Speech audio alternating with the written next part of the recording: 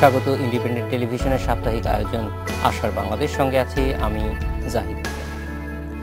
9 ফেব্রুয়ারি থেকে বঙ্গবন্ধু আন্তর্জাতিক সম্মেলন কেন্দ্রে শুরু হচ্ছে তথ্য প্রযুক্তি বিষয়ক প্রদর্শনী ডিজিটাল ওয়ার্ল্ড 2015। এবারে ডিজিটাল ওয়ার্ল্ডে soft expo, e governance expo, mobile innovation expo, e commerce expo ও বিজনেস প্রসেস ম্যানেজমেন্ট কনফারেন্স নিয়ে মোট 5টি প্রদর্শনীর আয়োজন করা হয়েছে। আন্তর্জাতিক টেলিকমিউনিকেশন সংস্থার সেক্রেটারি জেনারেল আয়োজনে প্রধান অতিথি হিসেবে যোগ দেবেন বলে তথ্য প্রযুক্তি মন্ত্রণালয় থেকে জানানো হয়েছে। এছাড়াও ভিয়েতনাম, মালদ্বীপ, নেপাল ও ভুটানের তথ্য প্রযুক্তি মন্ত্রীরা উপস্থিত থাকবেন এই আয়োজনে।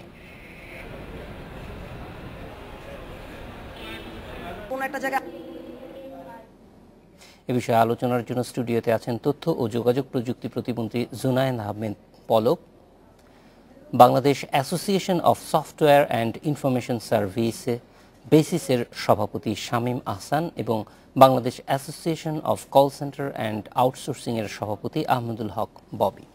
স্বাগত আপনাদেরকে। আমরা প্রথমেই জানতে চাইব যে এই যে একটা আয়োজন চলছে এবং সেখানে প্রায় বিশ্বের নানান দেশে তথ্য প্রযুক্তির ক্ষেত্রে যারা নেতৃত্ব দিচ্ছেন তাদেরকে নিয়ে আসা হচ্ছে, এই পুরো পরিকল্পনাটার পেছনের গল্পটা যদি আমরা একটু আপনার কাছ থেকে জানতে পারি। জি, ধন্যবাদ জাহিদ ভাই, আপনাকে আমাদেরকে আমন্ত্রণ জানানোর জন্য। বিশেষ করে এই যে কম্বিনেশন আজকে দেখতেই পাচ্ছেন স্টুডিওতে, আমি সরকারের তরফ থেকে আছি, আমাদের ইন্ডাস্ট্রির নেতৃবৃন্দরা আছেন, আইটি সেক্টরে বাংলাদেশে যারা নেতৃত্ব দিচ্ছেন এবং আইটি সেক্টরকে, ইন্ডাস্ট্রিকে এগিয়ে নিয়ে যাওয়ার জন্য যারা সামনে থেকে নেতৃত্ব দিচ্ছেন, ববি ভাই এবং শামীম ভাই। এই যে এখানে যেই আপনি স্টুডিওতে যে কম্বিনেশনটা দেখছেন, এটাই হচ্ছে মূল আমাদের ডিজিটাল ওয়ার্ল্ডের কিন্তু আয়োজনের মূল লক্ষ্য। সেটা হচ্ছে সরকার এবং ইন্ডাস্ট্রি একসাথে মিলে এই দেশটার আইটি সেক্টরটাকে এগিয়ে নিয়ে যাওয়া। আর নেপথ্যের গল্প যদি আমি বলি, তাহলে আমি বলবো যে 2008 সালের 12ই ডিসেম্বর মাননীয় প্রধানমন্ত্রী জননেত্রী শেখ হাসিনা যখন বাংলাদেশকে একটি মেধা নির্ভর, তথ্য প্রযুক্তি নির্ভর বাংলাদেশ বিনির্মাণের জন্য, ডিজিটাল বাংলাদেশ বিনির্মাণের জন্য রূপকল্প 2021 ঘোষণা করেন, ঠিক তখন থেকে কিন্তু আমরা আমাদের বাংলাদেশের এই রূপকল্প বাস্তবায়নের জন্য আমাদের পরিকল্পনা আমরা পেশ করি। এবং 2009 সালে 6ই জানুয়ারি যখন মাননীয় প্রধানমন্ত্রী জননেত্রী শেখ হাসিনা সরকার পরিচালনার জন্য দায়িত্ব গ্রহণ করেন, তখন থেকেই কিন্তু আমরা প্রযুক্তি এগিয়ে নিয়ে যাওয়ার জন্য চেষ্টা চালাই। এবং 2009 সালেই বাংলাদেশের ইতিহাসে প্রথম আইসিটি পলিসি কিন্তু প্রণয়ন করা হয়, যেটি মাননীয় প্রধানমন্ত্রীর তথ্য যোগাযোগ প্রযুক্তি বিষয়ক উপদেষ্টা জনাব সজীব ওয়াজেদ জয় প্রত্যক্ষভাবে উনি ওনার দিক নির্দেশনা দিয়ে ঘন্টার পর ঘন্টা, দিনের পর দিন অক্লান্ত পরিশ্রম করে ইন্ডাস্ট্রি এবং গভর্নমেন্টের সব পর্যায়ে সবাই মিলে একটি আইসিটি পলিসি দাঁড় করানো হয়। এবং সেখানে 306টি করণীয় নির্ধারণ করা হয়, বিভিন্ন মন্ত্রণালয়, বিভিন্ন সংস্থা, তাদেরকে ভিন্ন ভিন্ন দায়িত্ব অর্পণ করা হয় এবং সেটাকে সামনে রেখে কিন্তু কাজ চালিয়ে নেওয়া হয়। এবং ইউনিয়ন ডিজিটাল সেন্টার, ইউনিয়ন পর্যায়ে জনগণের তথ্য যে সেবাটা দেওয়া সরকারের তরফ থেকে, সেটি 4500 ইউনিয়নে প্রতিষ্ঠিত করা হয়। সেখানে সাধারণ মানুষের দোরগোড়ায় ইন্টারনেটের মাধ্যমে, প্রযুক্তির মাধ্যমে সেবাটাকে স্বচ্ছতার সাথে তাদের হয়রানি মুক্ত করে পৌঁছে দেওয়া হয়। কিন্তু এর সাথে সাথে আমাদের যে অর্জনগুলি রয়েছে সরকারের এবং আমাদের আইটি সেক্টরের, প্রাইভেট সেক্টরের, এগুলো আমরা তুলে ধরার জন্য, এটাকে শোকেসিং করার জন্য 2012 সালে প্রথম ইনোভেশন ফেয়ার করা হয় এবং তারপরে 2013 সালে ডিজিটাল ওয়ার্ল্ড এটা শুরু করা হয় সরকারের নিজস্ব নেতৃত্বে। কিন্তু 2014 সালের জুন মাসে যখন আমরা এই আয়োজনটা করি, তখন আমরা মনে করি যে সরকার কখনো তো সরকার তো ব্যবসা করে না, সরকার জনগণকে সেবা দেয় এবং ব্যবসার ক্ষেত্রটাকে তৈরি করে দেয়, জনবলের কর্মসংস্থানের ব্যবস্থা করে দেয়। তরুণ প্রজন্মকে যদি আমরা কর্মসংস্থানের ব্যবস্থা করতে চাই, তাহলে সরকারের পাশাপাশি আমাদের ইন্ডাস্ট্রিকে আরও শক্তিশালী করতে হবে। আর সেই কারণে, সেই উদ্দেশ্য নিয়ে 2014 থেকে ডিজিটাল ওয়ার্ল্ড আমরা শুরু করি সরকার এবং আমাদের যে ব্যবসায়ী নেতৃবৃন্দ আছেন, বিশেষ করে বেসিসের সাথে আমাদের যে software and Information service association, তাদের সাথে করে নিয়ে আমরা যৌথভাবে উদ্যোগ গ্রহণ করি। বাংলাদেশের যে ডিজিটাল বাংলাদেশ বিনির্মাণের পথে এগিয়ে যাওয়ার গল্প, সেটা বাংলাদেশের সাধারণ মানুষের কাছে তুলে ধরা, সেবা কি কি আছে সরকারের এবং ইন্ডাস্ট্রি কীভাবে এগিয়ে যাচ্ছে, ভবিষ্যৎ তরুণ প্রজন্মের কর্মসংস্থানের সম্ভাবনা কি কি আছে, পাশাপাশি সারা বিশ্বের কাছে বাংলাদেশের অগ্রগতির তথ্যগুলো পৌঁছে দেওয়া। এবং বিশ্বের অন্যান্য যেগুলো, ধরেন আমাদের এখন এই মুহূর্তে 30টা দেশে আমাদের সফটওয়্যার রপ্তানি হচ্ছে, আমরা $23 মিলিয়ন আয় করতাম, বৈদেশিক মুদ্রা আয় করতাম আইসিটি সেক্টর থেকে 2009 সালে। সেটি 6 বছরের ব্যবধানে বেড়ে দাঁড়িয়েছে $250 মিলিয়ন। তো এই যে আমরা অর্জন করছি এবং আমরা যে ভবিষ্যৎ লক্ষ্য নির্ধারণ করেছি যে আগামী 4 বছরে আমরা 10 লাখ তরুণের কর্মসংস্থানের ব্যবস্থা করব, $1 বিলিয়ন আইসিটি এক্সপোর্ট করব, এগুলো যদি আমরা অর্জন গুলো করতে চাই, লক্ষ্য পৌঁছতে চাই, তাহলে আমরা একসাথে আমাদের ইন্ডাস্ট্রি এবং গভর্নমেন্টকে একত্রিত করে কাজ করতে চাই। সেই উদ্দেশ্যে নিয়ে আমাদের ডিজিটাল ওয়ার্ল্ড 2015 9 ফেব্রুয়ারি থেকে 12 ফেব্রুয়ারি আয়োজন করা হয়েছে এবং মাননীয় প্রধানমন্ত্রী জননেত্রী শেখ হাসিনা 3:30টায় 9 ফেব্রুয়ারি উদ্বোধন করবেন। মাননীয় উপদেষ্টা জনাব সজীব ওয়াজেদ জয় থাকবেন এবং মিনিস্ট্রিয়াল কনফারেন্স এবারে আমাদের নতুনভাবে উদ্যোগ নেওয়া হয়েছে, যেখানে 6টি রাষ্ট্রের আইসিটি মন্ত্রীরা এবং আমাদের ইন্টারন্যাশনাল টেলিকমিউনিকেশন ইউনিয়নের সেক্রেটারি জেনারেল হাওলিন ঝা উপস্থিত থাকবেন। আমরা শামীম আহসানের কাছে একটু যাব যে এই যে সফটওয়্যারের ক্ষেত্রে যে এক ধরনের বিপ্লব চলছে, সেটা কিন্তু খুব বেশি বলা যায় যে ভিজিবল না, এক ধরনের ইনভিজিবল একটা বিপ্লব, অদৃশ্যভাবেই ছড়িয়ে পড়ছে। এই ক্ষেত্রে বেসিসের একটা বড় ভূমিকা আছে, তারা একটা ক্যাটারপিলার হিসেবে এখানে কাজ করছে। বেসিস সরকারের সঙ্গে একসঙ্গে কাজ করার প্রয়োজনীয়তা কখন বোধ করলো, অথবা এটা আসলে কোন দিক থেকে কমিউনিকেশনটা শুরু হয়েছে? আমার মনে হয় কি, আমাদের আসলে একটা জেনারেশন চেঞ্জের মধ্যে থেকে আমরা দেশটা যাচ্ছে, যেখানে যে দেশের প্রায় 60% মানুষ তরুণ আছে 35 বছরের নিচে। মানে আগে যেমন সরকার চিন্তা করত যে আমরাই সব কিছু করব, আমরা নিজেরা ব্যবসা বাণিজ্য করব, প্রতিষ্ঠান থাকছে, আর প্রাইভেট সেক্টর বা মানুষজন মনে করতে কি যে যা উন্নয়ন, যা প্রবলেম সলভ করে এটা সরকারের একার দায়িত্ব, আমার কোনো দায়িত্ব নেই, আমার কাজ হচ্ছে ভুল ধরা এবং ক্রিটিসাইজ করা। কিন্তু এখনকার তরুণ প্রজন্মরা কিন্তু নিজের ভবিষ্যতের দায়িত্বটা নিজেরা নিতে চায় এবং মনে করে যে আমি সরকার, তারা মনে করে যে আমি দেশ, এবং এটার উন্নয়নের যে ভালো দিকটা সেটা সফলতা যেমন আমি নেব, ব্যর্থ হলে এটা সমান দায়িত্ব কিন্তু আমাদেরই। সো আমাদের ওই মানসিকতা চেঞ্জের মধ্যে দিয়ে আসলে আমরা সরকারি এবং বেসরকারি খাত একসাথে ক্রিটিসাইজ না করে আমরা একটা যে কমন গোল, যে 2021 সালে আমাদের ডিজিটাল বাংলাদেশ অর্জন করতে হবে, পৌঁছতে হবে, সেই লক্ষ্যকে কাজে সামনে নিয়েই আমরা একসাথে কাজ শুরু করি। এবং বেসিস আমরা software, e commerce, business process outsourcing, এই সবগুলো ক্ষেত্র নিয়ে আমাদের মেম্বাররা কাজ করে।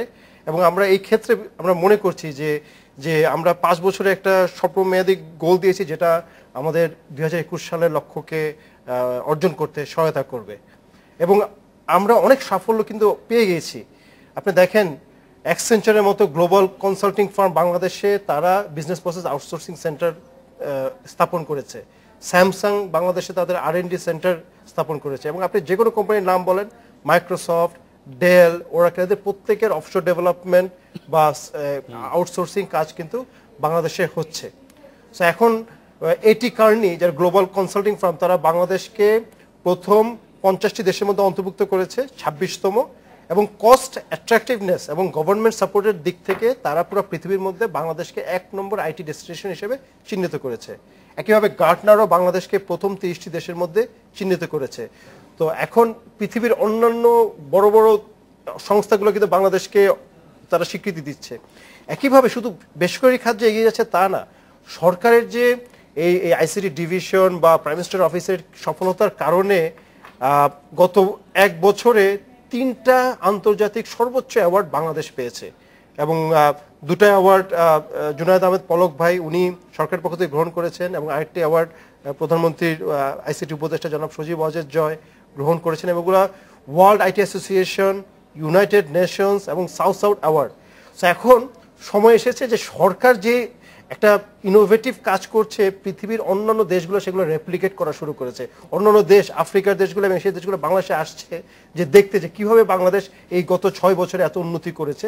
এবং সেটাই আমরা শেয়ারিং করব। এই যে ডেস্টিনেশন হিসেবে আমরা এক প্রথম পছন্দ, সেক্ষেত্রে আমাদের প্রস্তুতিটা কেমন? আমরা তো আমাদের এখানে আসলে আমরা তাদেরকে কি ধরনের সার্ভিস দিতে পারবো, সেখানে আমাদের প্রস্তুতিটা কেমন? আমাদের মনে হয় কি 5 ধরনের একটা সার্ভিস থাকে, এটা 5টা পিলার একটা সেক্টরের। হ্যাঁ, একটা হচ্ছে হিউম্যান রিসোর্স। সেক্ষেত্রে আইসিটি ডিভিশনের LICT একটা প্রজেক্ট আছে, সেখানে প্রায় 34,000 লোক তৈরি হবে এই আগামী 3 বছরে। এবং একই সাথে আরেকটি প্রজেক্ট এডিবির সাথে করছি আমরা, সব মিলে 54,000 নতুন লোক তৈরি হবে। সো হিউম্যান রিসোর্সের অ্যাবান্ডেন্ট সাপ্লাই থাকছে। দ্বিতীয়ত হচ্ছে ফাইন্যান্সিং, ভেঞ্চার ক্যাপিটাল এবং অন্যান্য ফাইন্যান্সিং। বাংলাদেশ ব্যাংকের একটা ইএফ প্রকল্প আছে, কিন্তু গত 4-5 বছরে জনাব সজীব ওয়াজেদ জয়, আইসিটি প্রতিমন্ত্রী এবং অন্যান্য যারা বিদেশে, ইউরোপ, আমেরিকায় রোড শো করাতে অলরেডি ফিনক্স ভেঞ্চার ক্যাপিটাল, একটা সিলিকন ভ্যালির প্রতিষ্ঠান, $200 মিলিয়ন বাংলাদেশে বিনিয়োগ করার ঘোষণা দিয়েছে এবং আগামী 5 বছর আমরা মনে করি $1 বিলিয়ন মতো বাংলাদেশে আইসিটি সেক্টরে ইনভেস্টমেন্ট আসবে। এটা 2 নম্বর পিলার। 3 নম্বরে থাকছে হচ্ছে ইনফ্রাস্ট্রাকচার। আমার মনে হয় মন্ত্রী মহোদয় আরো বলবেন যে কালিয়াকৈর হাইটেক পার্ক সহ সারা বাংলাদেশে কিভাবে ইনফ্রাস্ট্রাকচার ডেভেলপমেন্ট। ইন্টারনেট প্রাইস 70,000 ছিল 1 MBPS, এটাকে এখন 1200 টাকা 1 MBPS এ নামিয়ে আনা হয়েছে। আর চতুর্থ থাকবে হচ্ছে মার্কেটিং, ব্র্যান্ডিং। ওই জায়গায় আমাদের আরো এগিয়ে আসতে হবে। আমাদের মনে হয় যে ওখানে export promotion bureau, ministry of commerce থেকে আরো ইনভেস্টমেন্ট দরকার। আপনি ঠিকই বলেছেন, আমরা অনেক দামি একটা হীরা নিয়ে বসে আছি, বালিশের তলায় প্রতিদিন দেখি এবং প্রতিদিন মুছছি, কিন্তু পৃথিবীর মানুষকে জানানো হচ্ছে না। তো এখন আমাদের সেই জায়গায় জানাতে হবে। পঞ্চম, পলিসির দিক থেকে কিন্তু সরকার অনেক দূরে এগিয়ে আছে। 5 বছরের জন্য ট্যাক্স এক্সেমশন এবং অন্যান্য ইম্পোর্ট ডিউটি জিরো এবং এক্সপার্টদের জন্য স্যালারিতে ট্যাক্স নাই, এ ধরনের অনেকগুলো সুবিধা প্যাকেজ করা হয়েছে। সো এই 5টা মিলে বাংলাদেশ হচ্ছে এখন ইনভেস্টমেন্টের জন্য এবং স্পেশালি আইসিটিতে পৃথিবীর মধ্যে শীর্ষের মধ্যে পৌঁছে গেছে।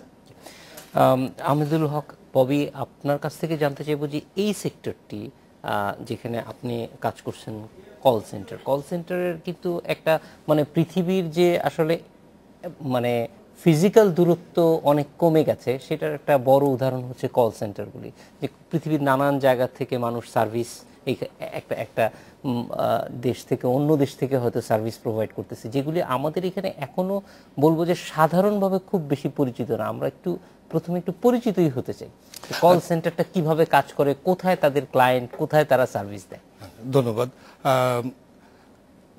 শামীম কিছুক্ষণ আগে কথা বলছিল যে বিপিও, বিজনেস প্রসেস আউটসোর্সিং, এটার মধ্যে একটা পার্ট হলো ভয়েস বেসড।